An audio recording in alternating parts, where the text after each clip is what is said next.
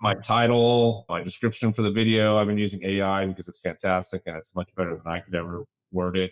I was messing with an AI creator, a thumbnail creator for the thumbnails on YouTube channels, right? Everyone's like what they call the poster board that grabs everyone's attention. I find that it's easier for me to do them myself because what AI was doing was very animated and it didn't quite work for my channel. Made everything a bit very cartoonish. I know there's some better products out there, I've been told, that can really make it look real, very realistic, but I haven't messed with them yet. And I still like to play with the thumbnails and do it the old school way, create it myself.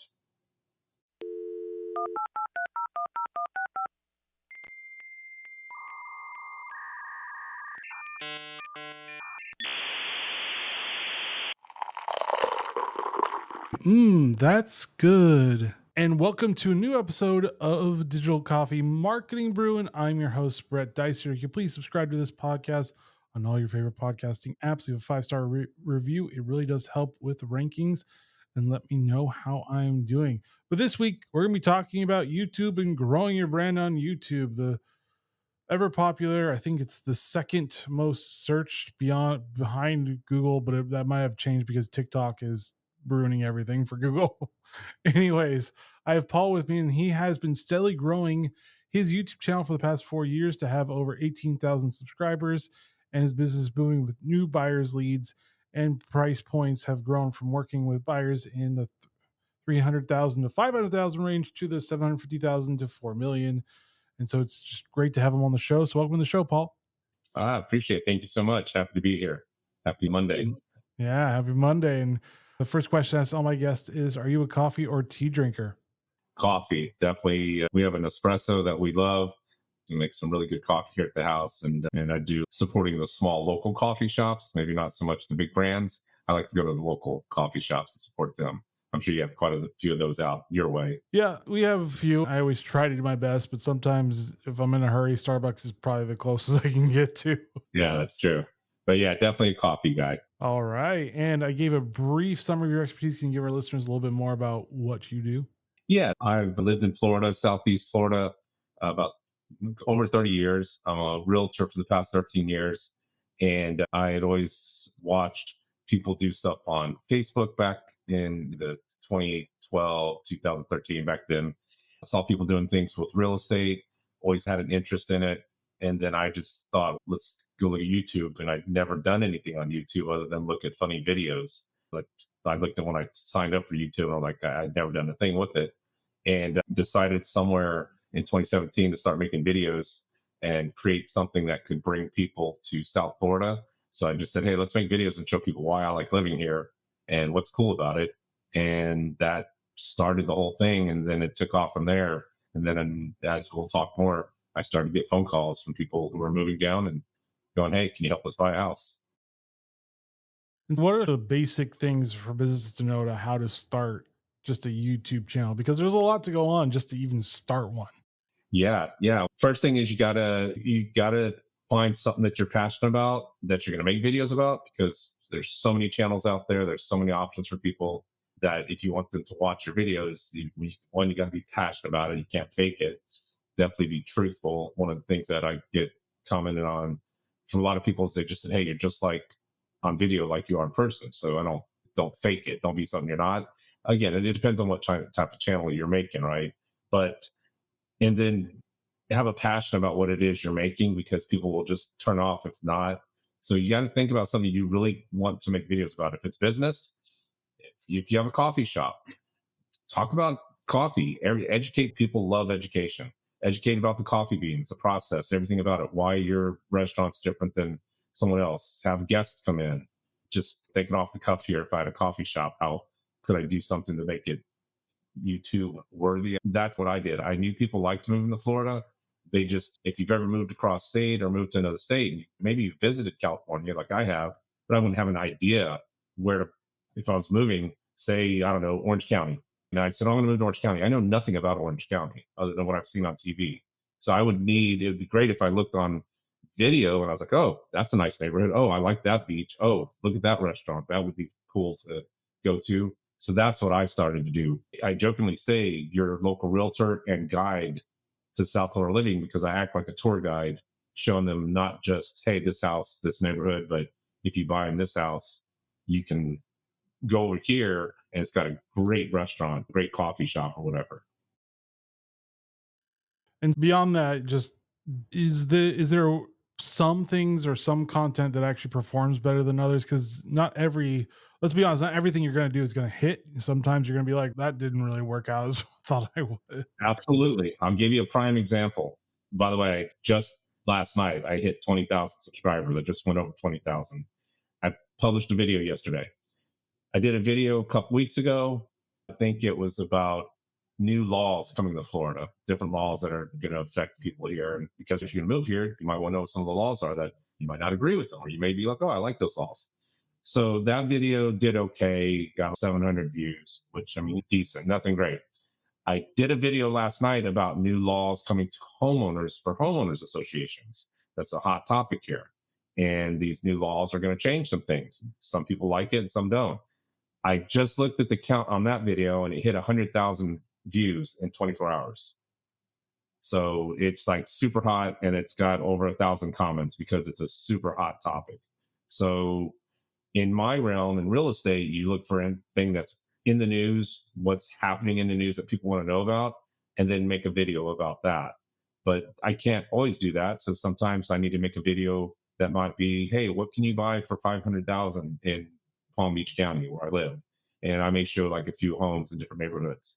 Those videos may do okay, but the good thing about them is they're evergreen. They'll be out there, although prices change. I've done those videos in the past and they don't apply anymore because one was, what can you buy for 350,000? You can't find anything in 350,000 here. I can only imagine the same in California. So there's really, you try to make evergreen content, but sometimes you want to make a video because I want people to call me and say, hey, we saw your video, 500,000, that's our budget.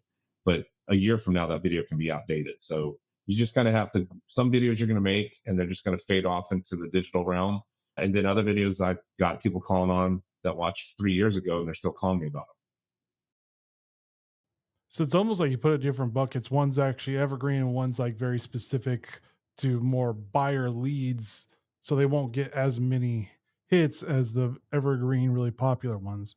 Exactly. Like the HOA lead video probably won't bring me it might bring me someone. If someone connects with me and they see it and they go, because he's a realtor, they still might reach out to me and say, hey, Paul, we like your video. But that video is more about like bringing in more of an ad revenue and build the channel. And then I'll do another video that will talk about certain things. Like I have a guest speaker coming on for my live stream on Wednesday, and we're going to talk about all the different kind of mortgages that are out there and how you can buy a property. So it educates a lot of people, maybe younger buyers that have never done it, and we talk about how the real estate market is right now and what you need to buy your first home if they're so inclined to want to do. And so we're going to talk about from like an FHA mortgage and first time home loans all the way up to some special loans that are available for Florida residents only and educate them. So that might get some views, but it's an educational piece that someone could come back to. And a majority of that content will be good for years. Maybe some of the things will change, like the programs, but the majority of that video will still apply years down the road. And someone will be like, oh, okay, that's good to know. And do you use any AI tools to help you like figure some of this stuff out? Because let's be honest, everybody's talking about AI, so eventually everybody uses it. My title, description for the video, I've been using AI because it's fantastic and it's much better than I could ever word it.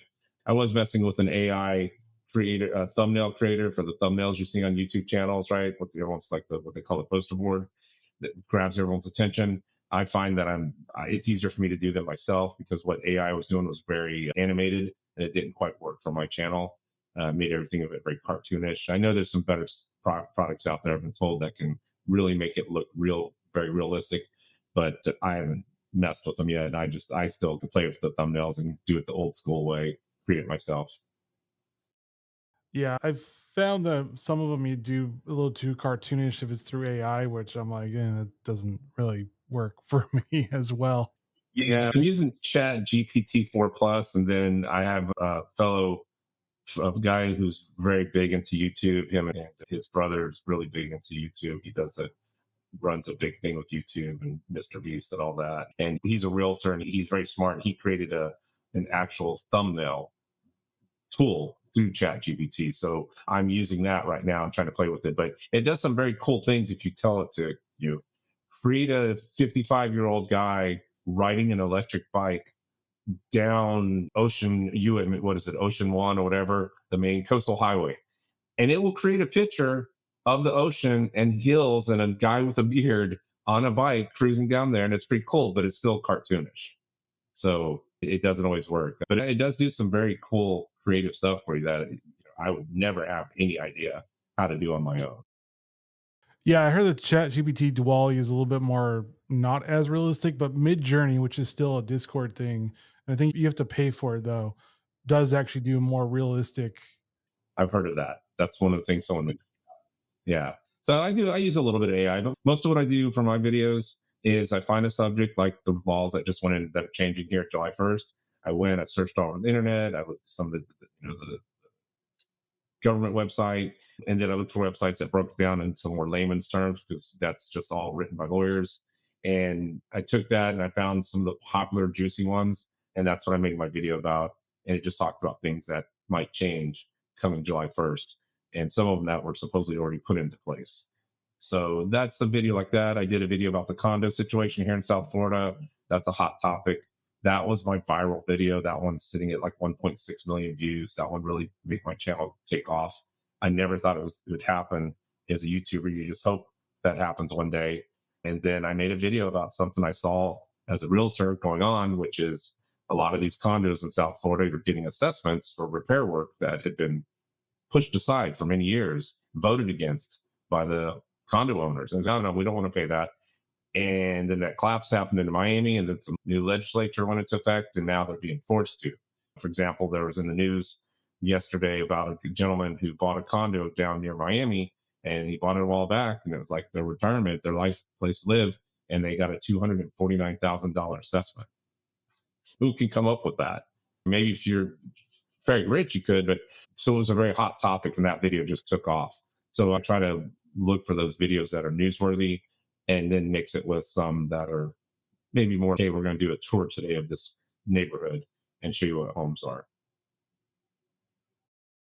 Have you found being very niche has actually helped you quite a bit? Because I mean, you're very niche into very regional, even for Florida, South Florida specifically. So has that really helped you or hindered you? Because I'm pretty sure when people start to do YouTube, they're like, "I want to reach everybody." It's the same problem as podcasting. I want to reach everybody, and everybody. And the experts are like, "Yeah, you don't really want to do that." Yeah, you have to find a niche in YouTube because yes, mine is very specific to South Florida, but then a lot of some of the hot topics affect all of Florida. I've noticed that by doing some of the broader topics that cover anywhere, not just my market, Tampa, anywhere in Florida, those do well because it grabs people's attention, and those have been some of my better videos. When I do more niche related videos, as I said, hey, we're going to drive to this neighborhood today and show you homes. Those videos will probably perform pretty poor, but the people who watch it, the positive side is that the people who do watch it could be someone that's seriously looking to move to South Florida, and I get paid for selling homes, right? So that one video might get a couple hundred views, but I only need one person to come look at a $700,000 house, and then I make a nice commission off that. So it's just you have to mix a little bit of both of it in there, but definitely the niche being a realtor, my niche where my channel took off is I'm not a suit guy. You're not going to see me wearing a suit and going, "Hey, look at my $1 million listing." If I go show you $1 million listing, it's going to be in a ball cap and shorts and flip flops. And sometimes I ride around on my beach cruiser. I've been known to ride on my longboard, and people I think connected with that sort of laid back Florida lifestyle that I embrace, and they connected with me at that. If they're looking for the $1 million listing, high polished guy with a cigar in his mouth and pulling up in a Ferrari, that's not me. I would like the Ferrari, but I would still do it in flip flops and shorts.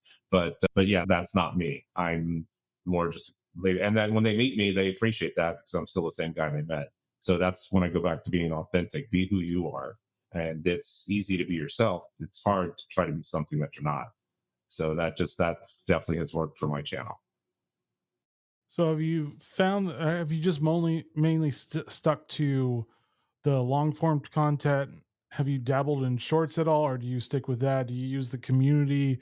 notes or community tab, which is basically you can write text and use pictures and stuff. Have you used that at all? Have you used the other features, or do you just stick with the long form videos? No, I use the community quite a bit as a way to stay with my connect with my audience. Like I told them, I'm taking a day off. I'm not doing a video. It's Father's Day. They were all a few people, not many, but they're like, "Oh, happy Father's Day." I'll post up something about maybe hey, this is an idea of a video coming up. What do you guys think? Get some feedback from them. I've had people say, "Yeah, that would be a great idea. Would love to know more about that." And then recently started memberships. Only have one person signed up. Again, it's hard to get memberships, especially as a realtor, because they're just, when you're someone doing something very funny, if you're Mr. Beast and you got lots of people, young age group, they're going to spend that $5 a month to be a part of that exclusive club. It makes sense. It's very difficult to gain that kind of loyalty from people that are just watching videos about real estate. But part of me doing live streams on Wednesday is try to connect with those that are more of my core audience that really watch all the time and build that loyalty with them, because they can come on and ask questions.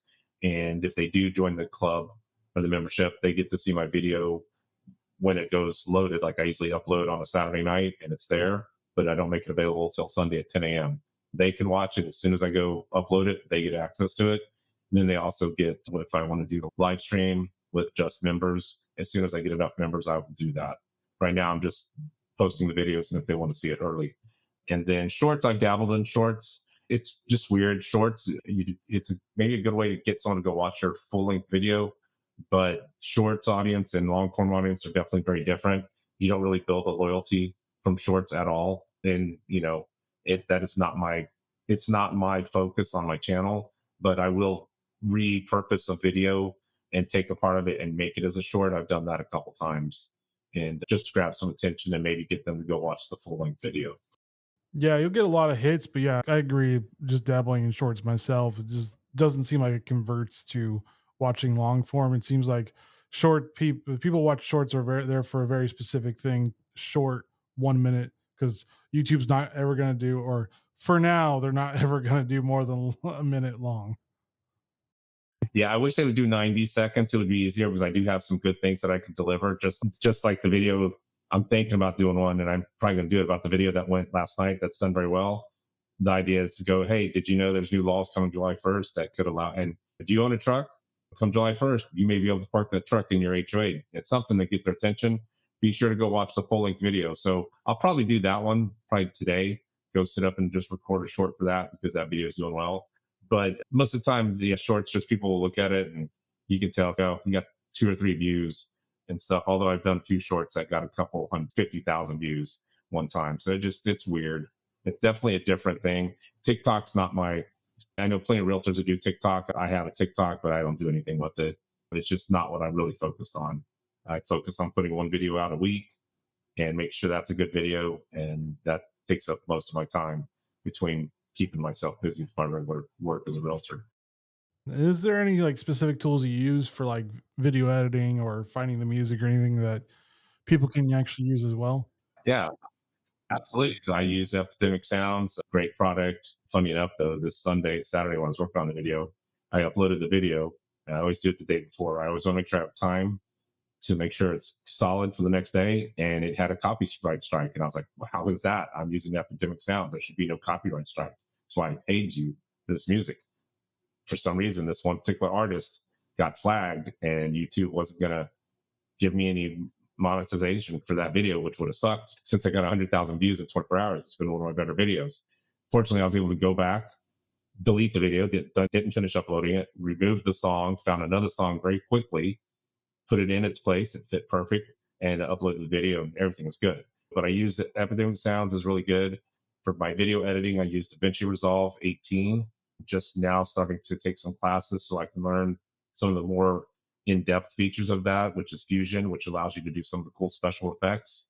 Not that I probably need it for my kind of videos, but it's a little bit more of just something I want to learn how to do and try to always enhance my videos even that much more. So I want to learn. I got this great tool, this editing software. I might as well utilize the tools it comes with. And that's pretty much it.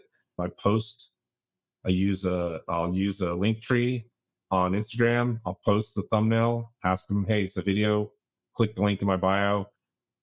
That's such a hard conversion. People just don't want to leave. If you, hey, go here and click in my bio, and people are like, nah, it's too much effort. I have to actually go to your bio and click link. It's funny how few people will actually do that. But I posted there anyway, just to promote it. And then I also upload organically to Facebook. So I get my local friends, family.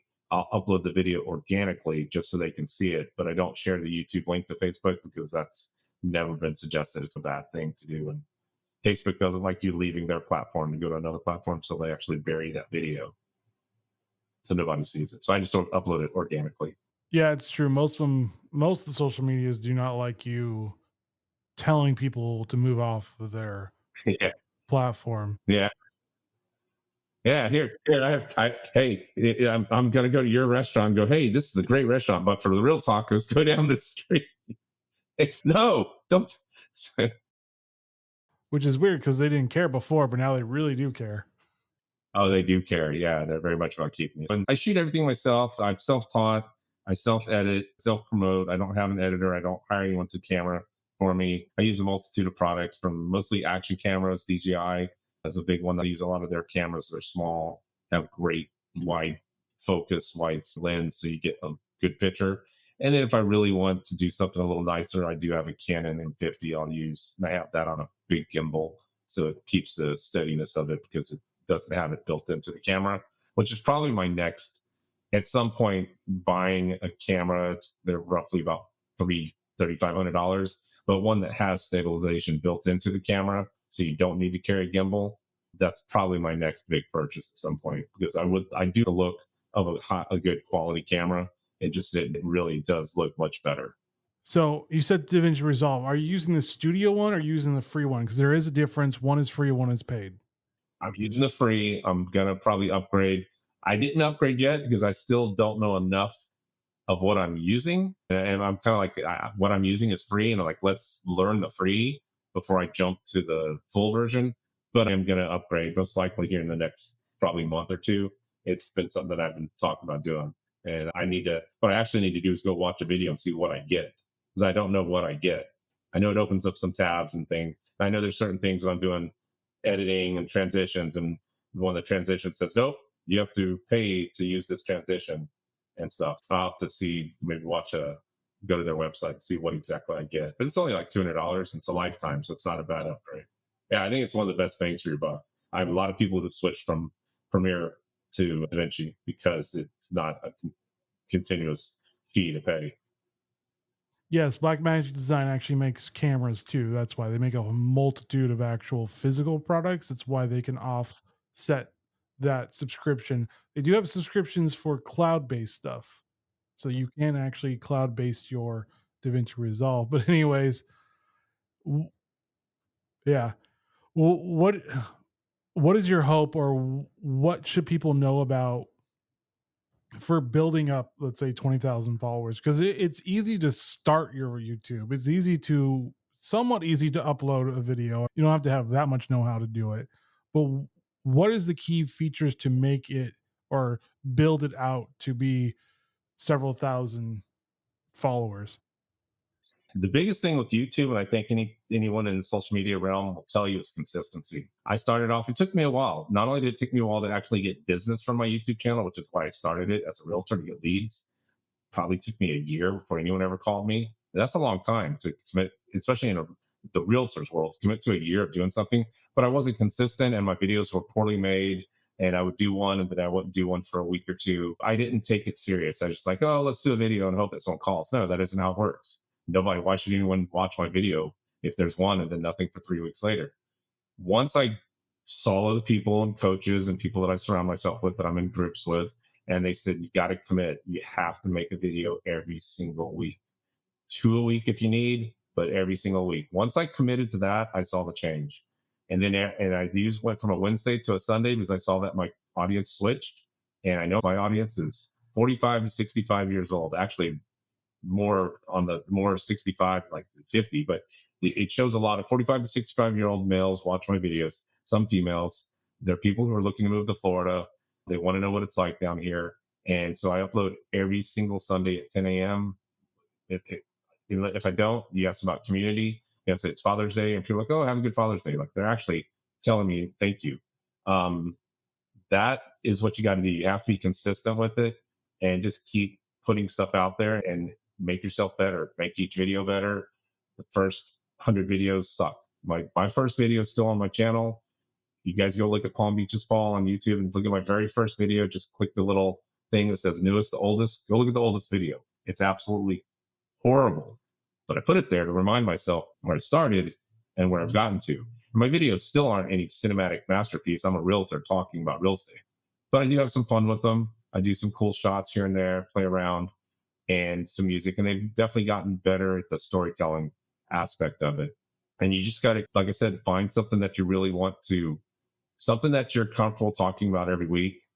It's easy for me. I'm a realtor, so I can find a multitude of things to talk about. Sometimes it's hard. Sometimes you're like, wow, what do I make a video about this week? And that can be a challenge. But whatever it is you're going to start a channel about, make sure you can talk about it every week, every day, because you're going to want to get your audience to watch, and they're not going to watch if you're not excited about it. And that is definitely something I've seen a lot of people, they try and they start it and then it dies because they get bored with it. And if they're bored, you and I certainly aren't going to watch it. Yeah, I mean, it's the same thing with podcasting. It's called pod fade, where people start up and then just fade away. They don't do anything. Most podcasts barely make it through their third episode. That's usually how it happens because, and I think it's applicable to YouTube because people think it's easy to do and then they have these grand ideas, but they forget how much work it is to get to that point and to how to keep on doing it too. Because, like you said, consistency is the right idea, but it's the hardest thing to do because a lot of people are very inconsistent. We're all inconsistent at some things. We don't do everything perfectly all the time. So it is that discipline of I need to do this every single week. This needs to be my day and have that audience eventually come. If I could be consistent with my other stuff as much as I am my video, I'd probably be a lot more successful person. So I'm trying to work on that. But the video I'm consistent with because I know it pays and it's growing. And I strategically thought about this video, knew it was a hot topic, worked it. I did a crazy thumbnail, little wild thumbnail, but I knew it would get the views and it did. And it's paying off for me. We'll see what the ad revenue is when it starts calculating up. But yeah, anything like podcasts and anything, it's, you have to think about we're trying to entertain you guys. We're trying to entertain you, the audience, and your time is like, it's really hard to grab your time. There's so many things out there that can distract us these days. So why should anyone watch my video? And that is the challenge, that you have to make something to get them to, hey, I want to watch this video. Let's see what he's talking about this week. Or in your case, right? What are you talking about? I want to listen to this while I'm in the car.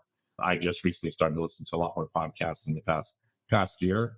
And you're right. I'll look for them and I'll realize that, oh, they don't make podcasts anymore. And it looked like a great thing. And I'll go search and it shows like the last time they did a podcast was March of 2021. I'm like, that sucks. Like I was hoping to follow someone that was doing it. So yeah, I can see what you're saying about the podcast in that aspect. Yeah. And so, what is your hope for, let's say, YouTube for what features you would like to eventually see as well? Because everybody has their things where it's, I wish they would do this, I wish they would do that.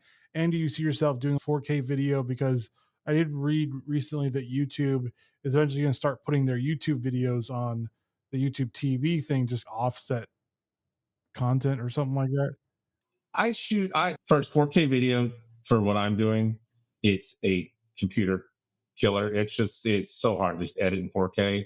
I tried it and it's a whole different thing. I just shoot mostly 1080 or a little above it. What is it? 27, the next one up, ultra. So I film in that. That works fine. I guess if everyone has 4K TVs, it depends on how it comes across.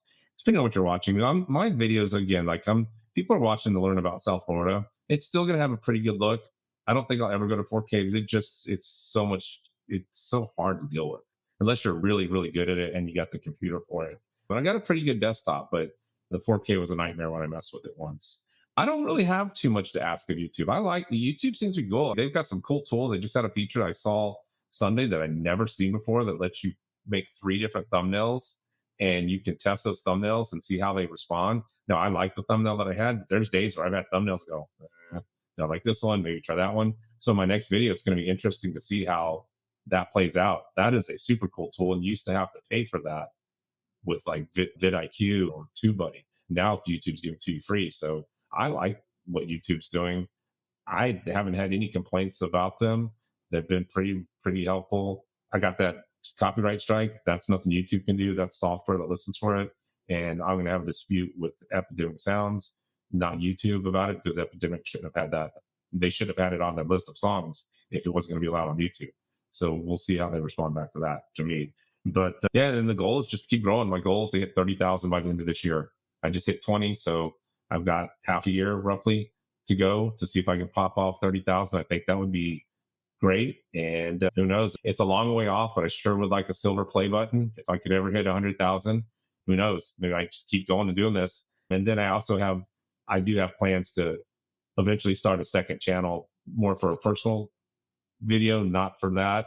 And it's going to be a travel type video for, say, senior citizens, more an idea that I have in my mind. Again, it's all up here, and whether it plays out or I put it up and get 2 views or not, we'll see. But it's part of that challenge. Hey, if I created this one, maybe I could create another one and see what happens with it. So this has been like a lot of good learning for me to maybe do something different on YouTube at a later date.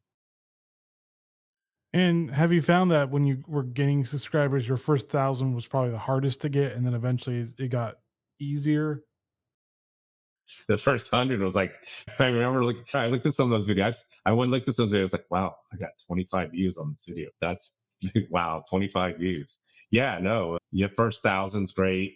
It's awesome to get that. And then you get the 4,000 hours of watch time, and then we get monetized. But I wasn't making any money on my videos till it took a while. Probably once I got there, and then I was like maybe $1,500 a year, and I was so happy about that.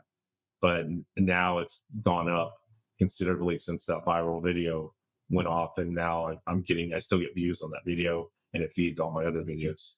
So it's a nice extra thing. I have a lot of people reach out to me that want to do brand deals, but they're not real brand deals, or they're like just like Amazon shop. And they want you to do this, and they'll give me a discount. I'm not interested in that. I've done 2 commercials.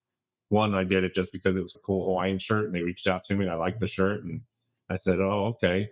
They sent me a cool Hawaiian shirt, and I made a video, and the shirt was awesome. It didn't take much effort. And then I did get a brand deal with an e-bike company. They said the same thing, make a video about our e-bike, and so I incorporated that into how bike friendly this one town is that I sell real estate in. So I made it real estate related and rode the bike around. I've had a few reach out to me that were offered to pay, but it just didn't really go with, that wouldn't have been a right fit. Like my audience would have been like, why are you doing this commercial? How does that apply to us?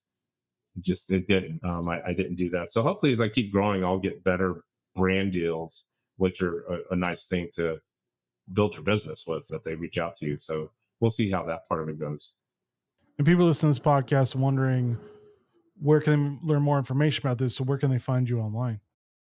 Yes, the best way to find me is just look up Palm Beaches Paul. It sounds like Palm Beach Paul, but there's an ES in the beaches, and that's because the county I live in is called Palm Beach County, and we have so many cities like Boynton Beach, Delray Beach, so they call where I live the Palm Beaches, plural. So look up Palm Beaches Paul. That's the easy way to find me. You can find me on Instagram at Palm Beaches Paul, and you can just search my name, and it usually will pop up on Google. But that's the easiest way.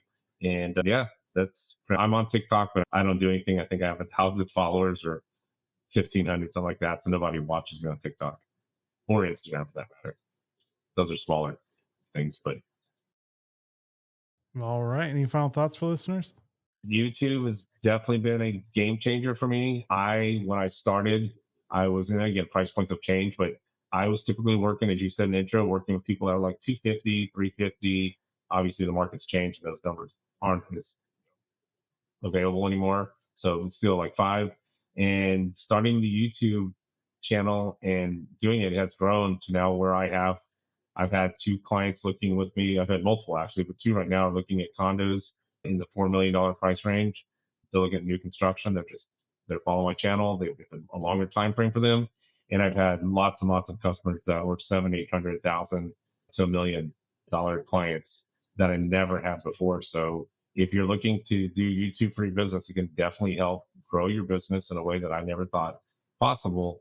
And I've actually now, because my channel's grown enough, I created a second revenue stream where maybe I'll pull in an extra $24,000 a year in ad revenue from if I stay consistent with it and keep doing it. All in all, I'd say I'm pretty happy with it. I don't really consider it too much work. It's fun to go out and shoot a video. And I've had people, it's funny to have people stop you in the street and go, "Hey, you're that Call Me Just Call guy. You made that video." And I said, "Oh, hey, how you doing?"